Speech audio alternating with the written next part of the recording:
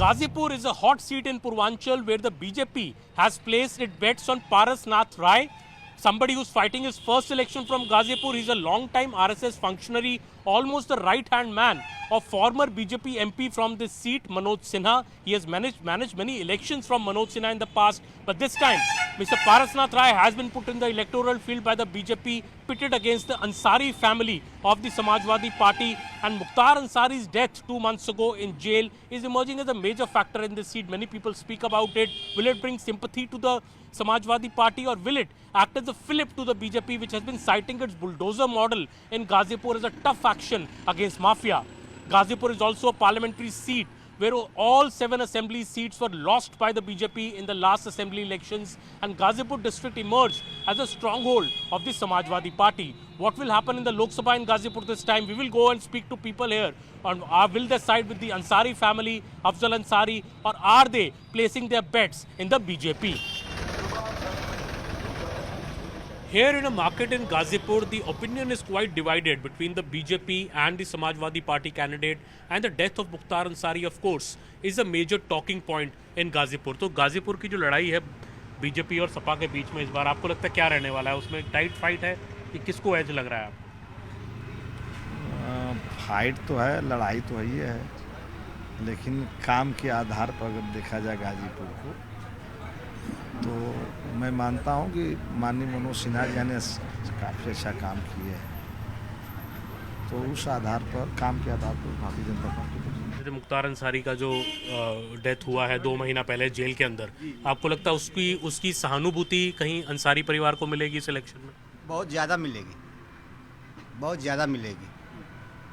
क्योंकि लोगों को लगता है कि डेथ मतलब जो मौत है वो सस्पिशियस है, मतलब उसमें संदेह है। जी जी, बहुत ज़्यादा मिलेगी।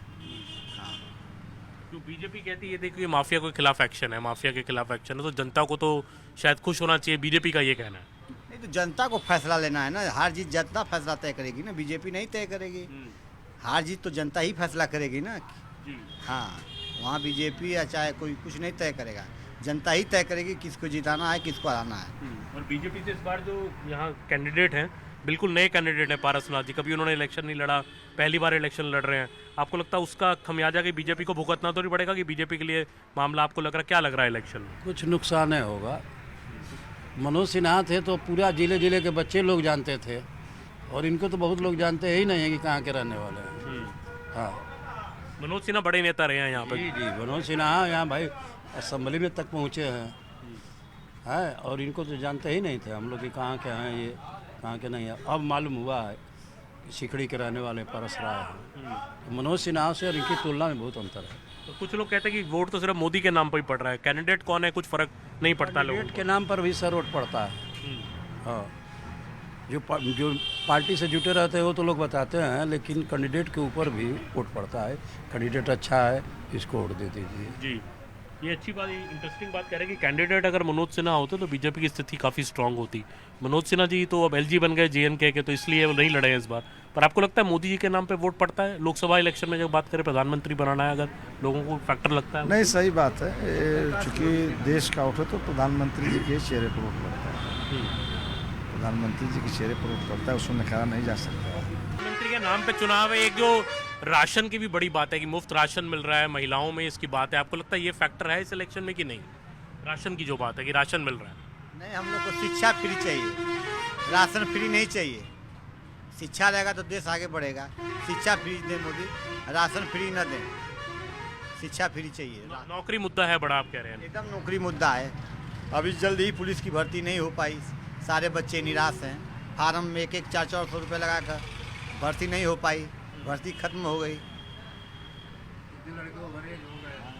कितने लड़के ओवरेज हो गए, बैठकर जोते कोई भर्ती निकली नहीं रही है। मैं सबसे पूछ रहा था कि इलेक्शन जो गाजीपुर में बड़ा जटिल रहता है, मनोज सिन्हा यहाँ से आपके कई बार सांसद रहे, अब अफजल अंसारी भी 2 बार सांसद रहे, तो इस बार क्या इलेक्शन में होने जा रहा है? और मुख्तार अंसारी का जो डेथ हुआ जेल में, आपको लगता है वो फैक्टर रहेगा इस इलेक्शन में? क्योंकि अफजल अंसारी काफ़ी उसके बारे में बात कर रहे हैं। ऐसा है कि डेथ होना वो तो स्वाभाविक है कि सबको मरना है। अब इसमें किसी पर ब्लेम लगाना कि इन कारणों से इनको मार दिया गया, ये किया गया, वो तो बात अलग रही। यहाँ पे बाहुबलियों का दबदबा है, सपा का बसपा का जब कोई भी सरकार आती है तो सपा को मिला लिए, बसपा को मिला लिए, बाहुबलियों के दबाव से ये बनता है। जो उचित वोट मिलना है वो तो मिलता है, मिल करके भी हार जाते हैं। गाजीपुर की बड़ी इमेज बन गई कि बाहुबलियों का जिला बन गया एक तरह से। हाँ, ये है, ऑलरेडी यही है, क्योंकि यहाँ पर देख लीजिए 7 विधानसभाएं हैं, 7 विधानसभा में विपक्ष के लोग हैं। हमारा देश कहाँ जा रहा है, हमारा प्रदेश कहाँ जा रहा है, कहाँ विकास कर रहा है, और हम किस परिस्थितियों में अटके हुए हैं। यहाँ जाति पाति के नाम पर अटक करके और हम अपने को गंवा रहे हैं, खपा रहे हैं, यहाँ पे सर माथा पीट रहे हैं। क्यों पीट रहे हैं? हम समाज के साथ, हमारी सरकार के साथ हम रहते क्यों नहीं? गाजीपुर को माफिया वाली इमेज से आगे बढ़ना चाहिए। आपको लगता है कि जो बुलडोजर मॉडल है वो ज़्यादा अच्छा मॉडल है, जहाँ पे जो माफिया के खिलाफ चला? नहीं, बुलडोजर मॉडल की बात हम नहीं कर रहे हैं।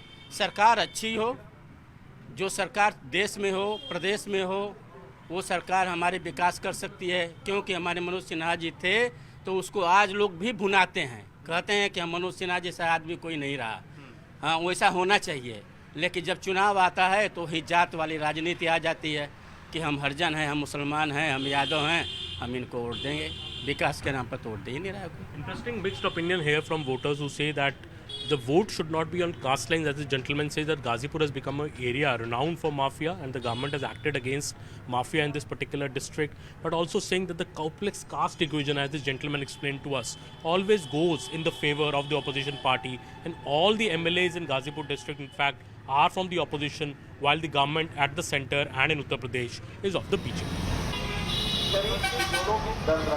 We are in a small village in Gazipur and move around this parliamentary constituency, and the major issue in this election seems to be the death of Mukhtar Ansari in jail 2 months back, because it is the Ansari family which is contesting from this seat on the Samajwadi Party ticket, taking on the BJP, and the Ansari family is making the death of Mukhtar Ansari a major issue in these elections. Mukhtar Ansari का जो मृत्यु हुआ jail में 2 महीना पहले, गाजीपुर में लगता है इलेक्शन में मेन मुद्दा बन गया है अभी इस टाइम पे। ऐसा कुछ नहीं है। मुख्तार अंसारी गरीबों का मसीहा था और पूरे परिवार का मसीहा था।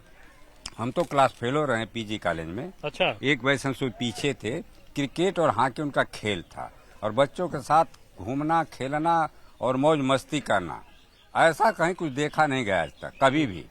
वो मसीहा था गरीबों। कभी भी कोई बता दे इस जनपद में या पूर्वांचल में किसी गरीब के बच्चे के साथ नाइंसाफी की हो, जहाँ भी उसने क्या सहयोग की भावना था, ये पूरे परिवार की रही है। ऐसा कहीं नहीं है। ये एक हवा बना दी गई, माफिया माफिया माफिया, ऐसा कहीं कुछ नहीं। क्योंकि अफजल अंसारी जी जैसे अपनी स्पीचों में कई जगह मैंने सुना वो कह रहे हैं कि मेरे भाई की मौत का इंसाफ होना चाहिए, इंसाफ नहीं हुआ, तो वो सरकार की रिपोर्टों पे लोगों को विश्वास नहीं है, आपको लगता है? सरकार की रिपोर्टों पर विश्वास इसलिए लेने की जब परिवार मांग कर रहा था कि पोस्टमार्टम रिपोर्ट मेडिकल कॉलेज उनके समिति डॉक्टरों को बनाकर किया जाए, तो इन्होंने क्यों भगे? यदि वास्तविकता नहीं होती तो आनंद फानंद परिवार की बात क्यों नहीं सुनेंगे?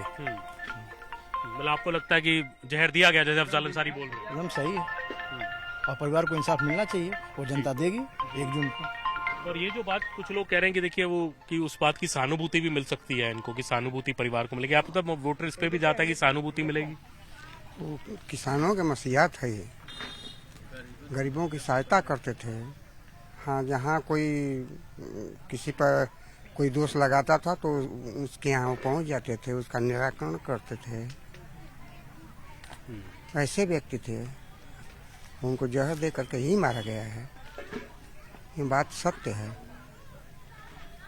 ना खून जांच नहीं हुआ, ना बाल जांच हुआ, कुछ नहीं हुआ। पर एक बात ये भी कि जो योगी सरकार है, जो योगी मुख्यमंत्री हैं, उन्होंने वो जो बुलडोजर मॉडल पूरा चलाया, एक तरह से अंसारी परिवार को एक तरह से टारगेट रहा बुलडोजर का। तो योगी सरकार कहती है देखिए हमने तो एक्शन लिया लॉ एंड ऑर्डर पे माफिया के खिलाफ, इसलिए वोट बीजेपी को पड़ता है, पिछले इलेक्शन में भी पड़ा है, लेकिन इस बार प्रभाव उसका उल्टा है। जो बुलडोजर इनका चला गलत जगह पे चला है, केवल माफियाओं पर ही नहीं चला, कुछ और लोगों पर भी चला है जो इससे बहुत दूर थे। केवल सत्ता का दुरुपयोग किया गया और विरोध का उपयोग किया गया है, ऐसा कहीं कुछ नहीं हुआ है। हाँ, कहीं भी आप घूम लेंगे जनपद गाजीपुर में, चाहे बलिया में, बक्सर में, बिहार या पूर्वांचल का जो भी क्षेत्र है, कहीं भी ऐसा नहीं है। ये एक हवा बना दी गई माफिया माफिया माफिया करके। किसी से पूछे, किसी आम जनता से, यहाँ तक बीजेपी के कुछ नेताओं से भी आप पूछ सकते हैं जो उनके साथ करीब रहे हैं, वो भी कहेंगे कि नहीं ऐसा नहीं, गलत हुआ। बुलडोजर कहीं जहाँ भी चला है गलत लोगों पर चला है। ये तो आपको लगता है कि योगी जी को फायदा हुआ पहले, अब नहीं हो रहा है उस बात का? योगी जी को एकदम, योगी जी को जनता देखना नहीं चाहती है। कहीं देखिए सभा में जाते हो तो ढेलाबाजी जरूर हो रही है। वो तो इतना प्रशासनिक व्यवस्था चुस्त दुरुस्त है कि जनता को वहां तक जाने नहीं दिया जा रहा, लेकिन उनकी सभाएं नहीं हो पा रही हैं। हाँ, यहाँ तक कि गाजी में तो प्रत्याशी नहीं मिल रहा था। नया प्रत्याशी दिया है भाजपा ने। पारसनाथ राय सड़े गले कुचले हैं, वो तो बहुत पुराने मित्र हैं जो कि कहीं नहीं हैं, लेकिन उनको कोई नहीं मिला खड़ा होने के, तो पारसनाथ राय को लाया गया। बसपा ने डॉक्टर उमेश सिंह को सैदपुर से, ये दोनों डमी कैंडिडेट के रूप में इस समय। इस बार अफजाल अंसारी पिछले बार 3 लाख से जीते थे, दूसरी बार पैक्ट जब था बसपा से तो 1.5 लाख से जीते थे, इस बार 4 लाख से पार जीतने की स्थिति है। हाँ, 4 लाख से पार जीतेंगे। आपको लगता है कि अगर ऐसी जीत होती है तो मुख्तार अंसारी की जांच, हत्या या जो भी कहते हैं नेचुरल डेथ, कुछ कहते हैं हत्याएं, वो सरकार बोलती है नेचुरल डेथ, उसकी जांच भी होनी चाहिए? एकदम बिल्कुल होनी चाहिए। उन्होंने बताया कि यदि उनके नाखून और बाल भी जब भी सत्ता बनेगी तो नाखून और बाल जो पोस्टमार्टम रिपोर्ट जहर की काफ़ी है, यदि होता है तो निश्चित रूप से उस पर होगी जाँच, अब पकड़ में आ जाएगा कि क्या है सही है। यदि गुनाहगार ने यदि गलती से उनको जहर देकर किया गया तो जो उसमें लिप्त है उनको सजा मिलनी चाहिए। ये भी है कि जिस केस में मुख्तार अंसारी सजा जेल में बंद थे, उस केस से वो बरी हो चुके, तो साजिश वाले में जेल में है, जेल में थे। अब मुख्तार हो चाहे अफजाल, दोनों साजिश में, मेन केस में तो बरी हैं लोग।